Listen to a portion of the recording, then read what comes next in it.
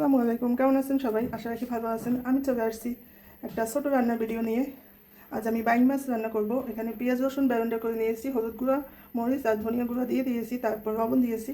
এখন এখানে মাছগুলো দিয়ে আমি মেখে নিব। মাছগুলো এখন মেখে নিচ্ছি। বাস মাছগুলো আমি মেখে নিয়েছি।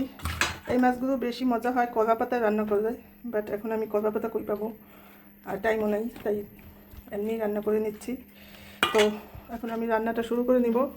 এখানে আমি কড়াইতে তেল দিয়ে দিয়েছি, তেলটা গরম হয়েছে। এখন কিছুক্ষণ এভাবে তেলের উপর কষিয়ে নেব।